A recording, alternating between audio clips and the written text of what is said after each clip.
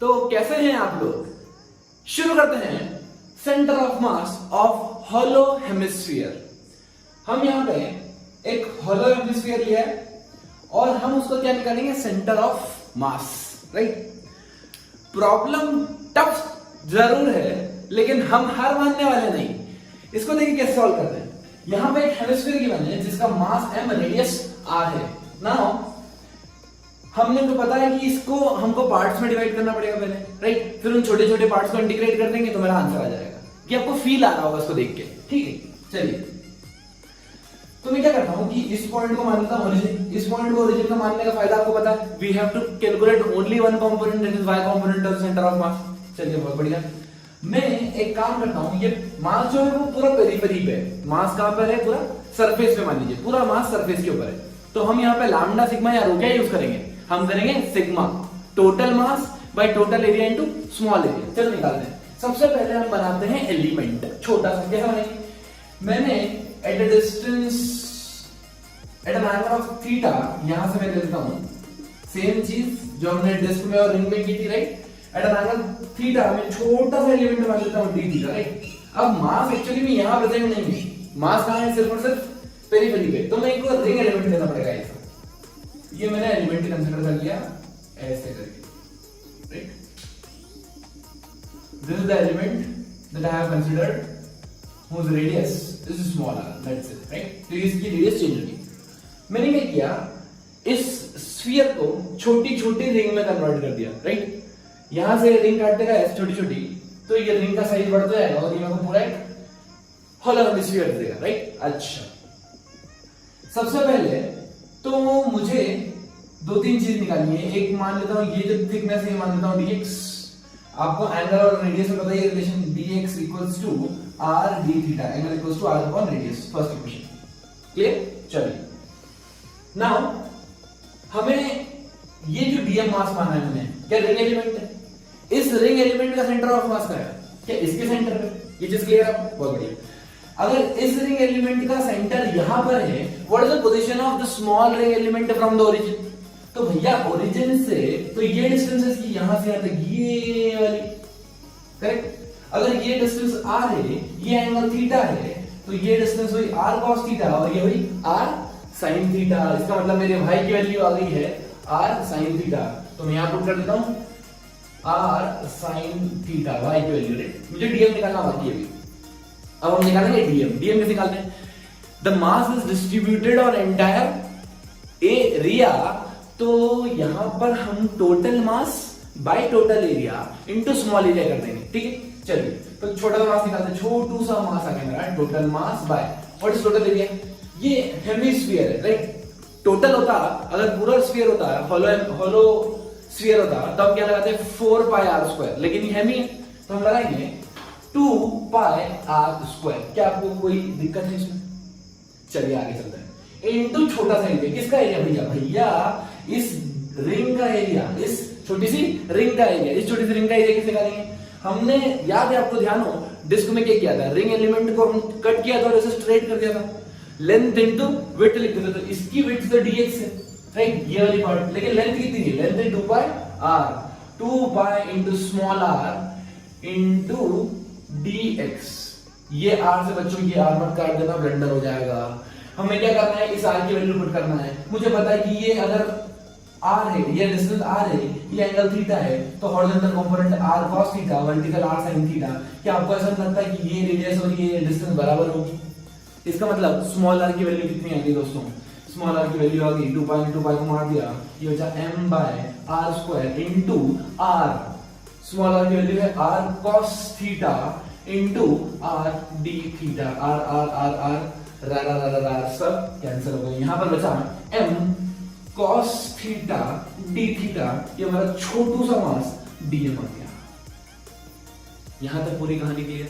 अगर आपको dm मास निकाल लिया और y निकाल लिया ना, फिर तो कुछ करना ही नहीं, फिर तो बस इंटीग्रेट करना है, जिंदगी आसान। इंटीग्रेट भी कहां से करें? चलो लिमिट भी देख लेते हैं। हम अगर रिंग एलिमेंट बनाते हैं छोटू, तो यहां पर सबसे पहले रिंग एलिमेंट कहां बनेगी? टॉप पे। सबसे पहले अगर रिंग एलिमेंट यहां टॉप पे बन गई तो उसका रेडियस 0 होगा ऑलमोस्ट जीरो ही तो होगा, इतनी छोटू सी रिंग है। अच्छा, फिर धीरे धीरे धीरे धीरे धीरे धीरे ये रिंग अपनी रेडियस बढ़ाती बढ़ाती बढ़ाती बढ़ाती यहां तक आ जाएगी, ठीक है। लेकिन हम इंटीग्रेट कर रहे हैं एंगल के टर्म्स में। दोस्तों ध्यान रखिए, हम इंटीग्रेट कर रहे हैं एंगल के टर्म्स में। तो जब ये 0 डिग्री में होगा तो सबसे पहली रिंग मेरी यहां बनेगी, और जब ये यहां होगा तो मेरी सबसे छोटी रिंग बन जाएगी। मतलब मुझे कहां से कहां तक इंटीग्रेट करना है, एंगल के टर्म्स में 0 से 90 डिग्री। चलिए, तो 0 से मुझे पाई बाय 2 तक इंटीग्रेट करना है। बाकी सब कुछ मेरा चीज आसान हो चुकी है ऑलरेडी। चलिए m की वैल्यू पुट कर देते हैं। Integration m by pi m into cos theta d theta divided by integration of cos theta d theta, right. चलिए दोस्तों, cos theta into sin theta, एक काम कर रहा हूं मैं इसको sin to theta के फॉर्मेट में रख रहा हूं ताकि क्योंकि मैथमेटिकल कैलकुलेशन आपको आसान बनाना है, आपको आपकी आसान खुद से करना है। तो आपको इसको रखना पड़ेगा, m से m कैंसिल हो गया, ये भी बाहर निकाल देता हूं, सिर्फ r बचा। इसको मैं 2 से मल्टीप्लाई कर देता हूं, 2 से डिवाइड कर देता हूं, तो जाएगा 2 sin थीटा cos थीटा। कितना हो गया दोस्तों, sin 2 theta d theta from 0 to r, और यहाँ पर 2 आ गया ये वाला cos थीटा d थीटा का इंटीग्रेशन। मुझे पता है इंटीग्रेशन की लिमिट्स कहां से आता है कि 0 से पाई बाय 2 तक, 0 से पाई बाय 2 तक। चलिए दोस्तों, cos थीटा का इंटीग्रेशन, cos थीटा का इंटीग्रेशन sin थीटा। मैं पहले डिनोमिनेटर सॉल्व कर देता हूं, ये जाएगा 2 sin थीटा, वैल्यू पुट करूंगा 0 से पाई बाय 2। ऊपर देखते हैं, r बाहर, राइट, YCOM निकालने वाले हैं हम, r बाहर, sin 2 theta, right. sin 2 theta का इंटीग्रेशन क्या होता है, माइनस cos 2 थीटा। लेकिन यहाँ पे लगेगा chain rule, minus cos 2 theta. देखो दोस्तों, यहाँ पे चेन रूल क्यों लगेगा, क्योंकि हमने थीटा के लिए किसका इंटीग्रेट कर दिया है, 2 थीटा का। तो इंटीग्रेशन में हमेशा जो भी हम चीज अज्यूम करते हैं उसका डिवाइड कर देते हैं डिफरेंशिएशन करके। तो divided by d theta of 2 theta. तो यहां से आ गया 1/2 बाहर, यह जाएगा मेरा r बाय 2 माइनस के साथ cos 2 थीटा, वैल्यू पुट करना है हमको 0 से पाई बाय 2। नीचे ऑलरेडी चल ही रहा है साइन, इसके साइन की वैल्यू पुट कर दो, sin 90 माइनस 0 तो ये हो गया 1, राइट। अब इसकी वैल्यू पुट करते हैं, 2 थीटा के लिए पुट करना पाई बाय 2, तो ये जाएगा cos pi minus lower limit cos 0, तो कितना हो गया दोस्तों, ये cos pi minus cos 0 divided by 2 into minus r by 2, right. चलिए, cos पाई की वैल्यू -1 और cos 0 की वैल्यू +1, तो -1 कितना हो गया, -2, माइनस से माइनस कैंसिल हो गया, ये बचा 2r बाय 4। इसका मतलब मेरा आंसर कितना आ गया, r बाय 2। बड़ी गजब आंसर आ गया भैया। हमारा position of centre of mass आ गई, हमारी पोजीशन ऑफ सेंटर मास अगर ये r है तो एग्जैक्टली सेंटर पे इसका सेंटर ऑफ मास होगा at a distance of r by 2।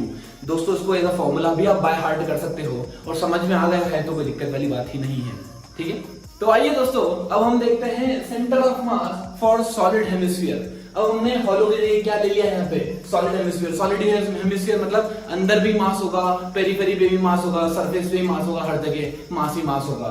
इसका मतलब मुझे ये निकालना है इसका position of the centre of मास। फिर हम हमारे दिमाग को यूज करेंगे, थोड़ी स्मार्टनेस लगाएंगे, हम इस पॉइंट को कंसीडर कर लेंगे ओरिजिन। अगर मैंने इसको कंसीडर कर लिया ओरिजिन 0,0 तो मेरे लिए चीजें आसान हो जाएगी। कैसे आसान हो जाएगी, क्योंकि मुझे सिर्फ और सिर्फ y कोऑर्डिनेट ही निकालना पड़ेगा, करेक्ट। अगर मुझे सिर्फ y कोऑर्डिनेट निकालना है तो मैं काम करता हूं, ये एक हेमिस्फीयर है, सॉलिड हेमिस्फीयर है, राइट। अगर मैं एक स्पेशल केस याद करूं, मैंने डिस्क जब डिराइव की थी, right, disc, semi circular disc, तो मैंने एक छोटा सा रिंग एलिमेंट माना था, और मैंने बोला था कि अगर छोटी छोटी रिंग को मैं ऐड कर दूं तो डिस्क बन जाती है। क्लियर? थोड़ा सा सोचो, अभी हमने केस पढ़ा हॉलो हेमिस्फीयर का, राइट, जिसका सेंटर ऑफ मास आया r/2। अगर मैं छोटे छोटे हेमिस्फीयर को ऐड करता जाऊं, छोटे छोटे हेमिस्फीयर को ऐड करता जाऊं, तो क्या सॉलिड स्फीयर बन जाएगा, सॉलिड हेमिस्फीयर बन जाएगा। छोटे छोटे हॉलो हेमिस्फीयर को ऐड करने पे एक सॉलिड हेमिस्फीयर बन जाएगा। क्लियर? चलिए, मैं काम करता हूं, मैं एक छोटा सा एलिमेंट ले लेता हूं जिसका रेडियस x है, राइट। इसका सेंटर ऑफ मास दोस्तों आपको पता है x/2 पे होगा, राइट। अभी हाल अपन ने पढ़ा, राइट। इसका मास कितना होगा मान लेता हूँ छोटा सा मास dm एलिमेंट, इसकी जो थिकनेस मान लेता हूँ वो भी छोटी सी मान लेता हूँ dx, कोई दिक्कत राइट। इसका centre of mass r/2, radius मैंने कितनी मानी है इसकी x, और जो थिकनेस मानी है वो छोटी सी मानी है dx। क्लियर? चलिए नाउ मुझे दो चीज निकालनी होती है। If I want to find the position of the centre of mass, I need first of all dm into y coordinate of the dm, right? Center of mass divided by integration dm. Now इसका y coordinate, तो इसका अगर मैंने dm बना, ये क्या है? Hollow hemisphere. इसका y coordinate तो मुझे निकल गया, कितना y coordinate आया दोस्तों? y coordinate आ गया मेरा x/2, मतलब dm into x/2 upon integration dm। अगर मैंने ये कर दिया तो मेरा काम हो गया, ठीक। अब इंटीग्रेशन की लिमिट्स देखते हैं। सबसे छोटा जो हेमिस्फीयर लूंगा, हॉलो हेमिस्फीयर, वो क्या 0 रेडियस का होगा, फिर धीरे धीरे धीरे धीरे मैं उसको बढ़ाते जाऊंगा। अगर मैं उसको बड़ा 0 से लेके मैंने r तक इंटीग्रेट कर दिया तो मेरा आंसर हो गया।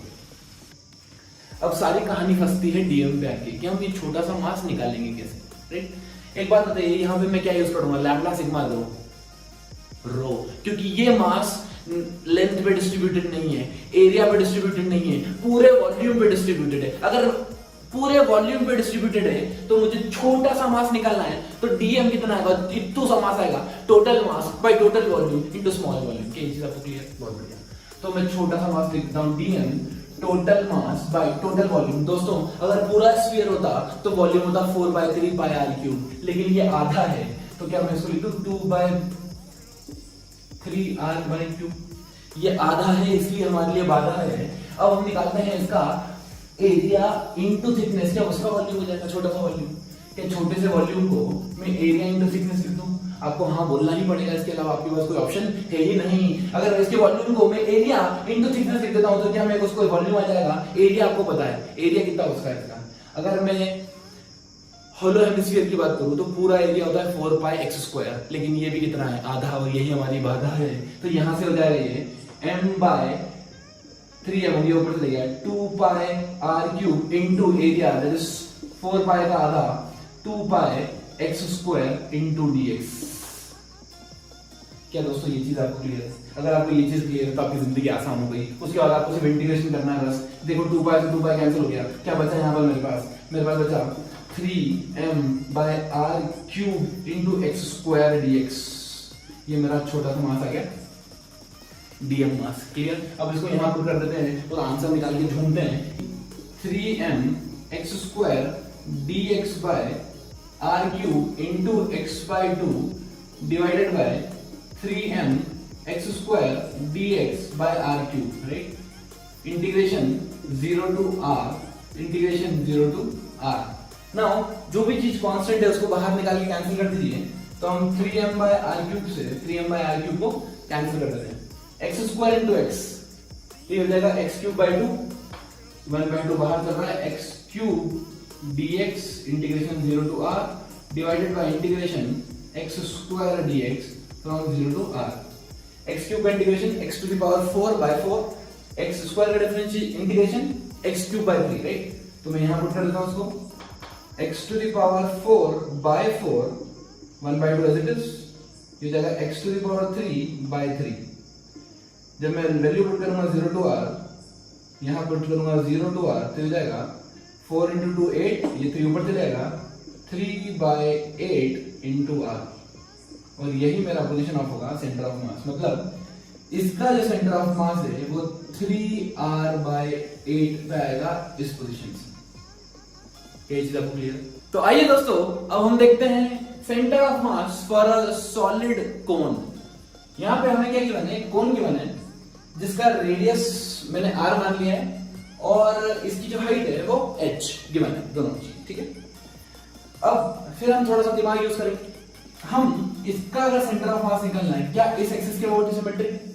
इसका मतलब अगर मैंने इसको ओरिजिन कंसीडर कर लिया या फिर इसको ओरिजिन कंसीडर कर लिया तो मेरे लिए चीजें आसान हो जाएगी। क्लियर? चलिए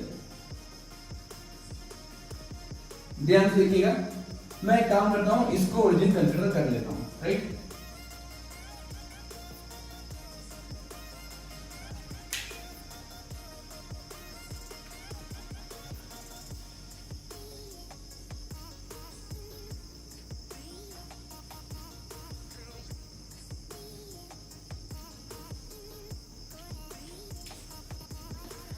तो आइए दोस्तों, अब हम देखते हैं centre of mass for solid cone.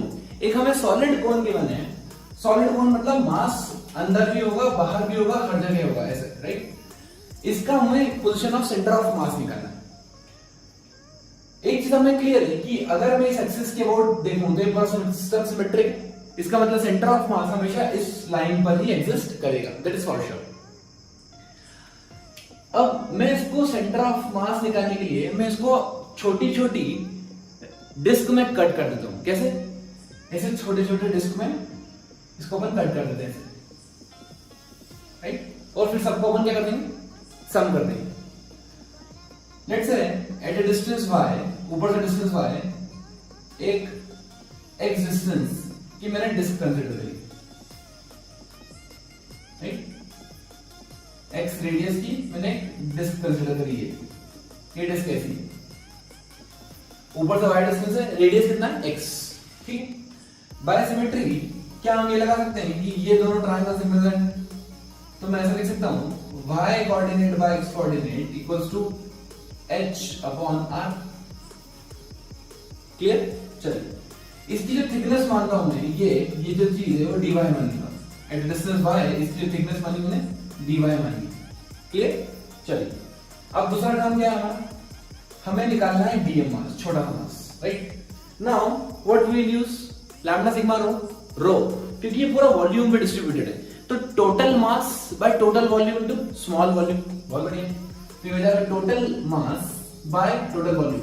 Volume of the cone 1/3 pi r square h, right, into इसका वॉल्यूम। डिस्क का वॉल्यूम कैसे निकालेंगे?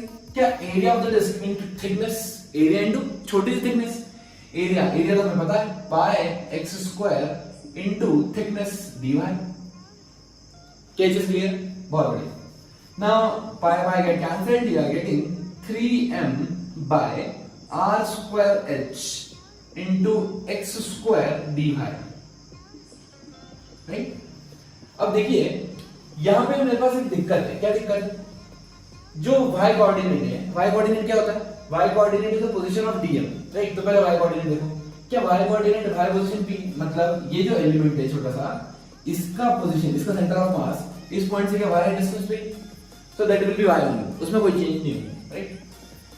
Here dm is dependent on x also and dy also, मतलब यहां पर y भी चेंज हो रहा है और मेरा x भी चेंज हो रहा है। तो इक्वेशन में मैं दो वेरिएबल को एक साथ इंटीग्रेट नहीं कर सकता, तो मेरे को एक वेरिएबल को रिमूव करना पड़ेगा। तो मैं काम करता हूं, x की वैल्यू ऐसे निकालता हूं। x की वैल्यू कितनी है? 3m by r square h into x. Can I put as y square into r square by h square into dy। मैंने x की वैल्यू यहां से निकाली, y into r by h, y into r by h का whole square into dy। ना इसमें put कर देते हैं, ये हो जाएगा integration dm, basically this is total mass, तो इसको 1/m करके बाहर निकाल लो। इंटीग्रेशन dm, dm कितना है? ये value 3m y square r square dy by r square h cube, r square h cube, h to the power 3, right, into y, ठीक है।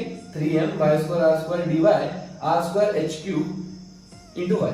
चलिए, अब m get cancelled with m, this r square get cancelled with r square, right। यहां पे क्या जाएगा मेरा 3 divided by h cube, अंदर बचा y cube dy, राइट। देखो इंटीग्रेशन कहां से करने का है? जीरो से लेके क्या पूरी डिस्क छोटी डिस्क यहां, फिर धीरे धीरे धीरे धीरे साइज में बढ़ाते जाऊंगा इसका, राइट। तो जो लास्ट वाली डिस्क मिलेगी क्या मुझे इस पॉइंट पे मिलेगी? वो कितने हाइट पे होगी? वहां से h हाइट पे होगी। तो जीरो से h इंटीग्रेट करूंगा तो ये कितना हो गया मेरा 3h क्यूब, y क्यूब का integration y to the power 4 by 4 limits put कर दो 0 to h, तो हो जाएगा h to the power 4 into 3 by 4 h cube get cancelled with h cube, मेरा आंसर आएगा 3 by 4 into h। This is the position of center of mass from apex, from this top। तो center of mass की position है ये 3h by 4। अगर हम पूछते हैं बॉटम से कितनी है तो आपको कॉमन सेंस से पता पड़ता होगा h by 4 because 3h/4 plus h/4 क्या h होना चाहिए। क्लियर? अब आपको करना क्या है, आपको यही चीज हॉलो के लिए निकालना है, राइट? आपको सेंटर ऑफ मास की पोजीशन निकालना है हॉलो कोन के लिए, राइट? अगर आपको डिफिकल्टी आए या नहीं समझ में आए तो डिस्क्रिप्शन में हमारा टेलीग्राम का लिंक है और इंस्टाग्राम का लिंक है, आप वहां पर भी इसका सॉल्यूशन देख सकते हैं, मैं वहां पे अपलोड कर दूंगा। ठीक, now we will find the position of centre of mass for lamina. Lamina मतलब एक प्लेन शीट टाइप मान लो आप, ठीक है, 2 dimensional body with a uniform negligible thickness. अब हमने क्या गिवन है, इस बार हमें कोई बॉडी ऐसी गिवन है जो लेमिना जैसी है, जैसे मान लीजिए एक डिस्क है बिल्कुल पतली थिकनेस की, या फिर एक स्क्वायर है या एक बोर्ड मान लीजिए, राइट, एकदम पतला थिकनेस का। ठीक, तब उस टाइप की बॉडीज का मैं सेंटर ऑफ मास कैसे निकालूंगा? मुझे पता है, if you want to find the position of centre of mass, अगर मेरे को एक्स कोऑर्डिनेट निकालना है तो I can write m1 x1 plus m2 x2 divided by m1 plus m2, right? अगर मुझे r कोऑर्डिनेट निकालना है तो m1 r1 plus m2 r2 divided by m1 plus m2। यहां पे मास की जगह क्या मैं ऐसे लिख सकता हूं, density into volume. Mass is equals to density into volume. Volume को लिख रहा हूं मैं area into thickness, area into thickness. तो इस बॉडी की m1 की एरिया a1 होगा into position x1 plus density into area into thickness into x2 divided by same thing, ये हो जाएगा मेरा density into area into thickness into plus density into area into thickness, right?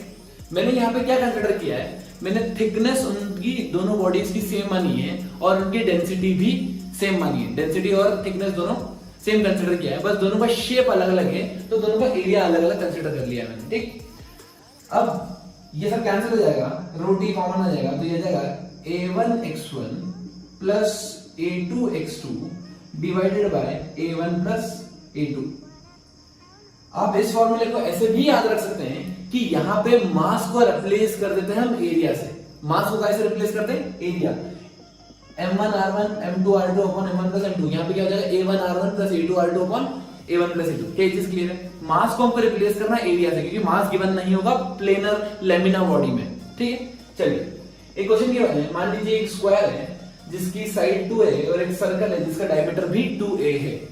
Now they are asking find the position of center of mass, also find whether the position of center of mass will be in between the circle and between the disc and the square, or inside the square or inside the disc। वो पूछ रहे हैं कि जो centre of मास की position आएगी वो यहाँ आएगी, यहाँ आएगी या यहाँ आएगी। ठीक, अगर मैं कोऑर्डिनेट पूछूं आपसे तो आप कॉमन सेंस लगा के बताओ किधर आना चाहिए, यहाँ, यहाँ या बीच में। तो अगर आपका आंसर यहां है इनसाइड द स्क्वायर, तो आपका आंसर बिल्कुल सही है। कैसे? देखिए यहां पे क्या हुआ, अगर मान लो मैं थोड़ा मास ऐड कर देता, ऐसे सुनना ध्यान से, राइट? मैंने ये किया, इतना मास ऐड कर दिया, तो ये 2 सिमिलर स्क्वायर बन गए। अगर 2 सिमिलर स्क्वायर बन गए तो इसका सेंटर ऑफ मास क्या यहां पे आएगा, एग्जैक्ट सेंटर में। ठीक है, अब मैंने ये किया, मास रिमूव कर दिया। जैसे मैंने ये मास रिमूव कर दिया तो you know that the centre of mass always shift towards heavier mass. तो क्या सेंटर ऑफ मास शिफ्ट हो जाएगा यहाँ? क्या ये चीज क्लियर आपको? चलिए अब अपन निकाल के देखते हैं इसको। सबसे पहले इसका एरिया a1 कितना होगा, 4a square 2a into 2a। इसका एरिया कितना होगा, पाई d square by 4, right? 2a square by 4, so pi square. ना इसको मैं मान लेता हूं ओरिजिन पे 0,0, राइट?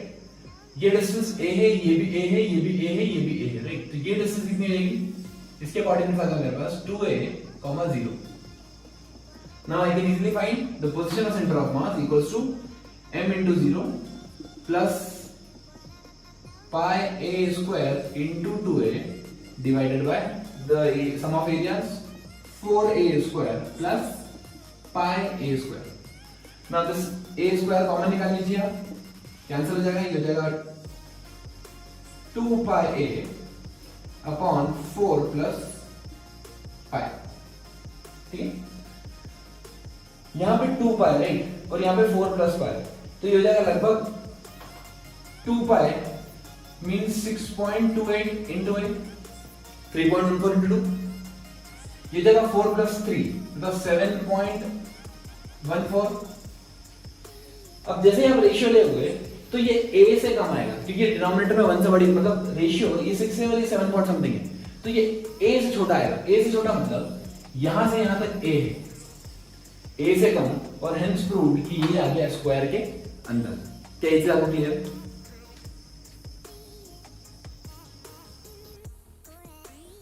तू मेहनत इतनी खामोशी से कर कि तेरी कामयाबी शोर मचा दे। Stay motivated, keep learning, keep supporting.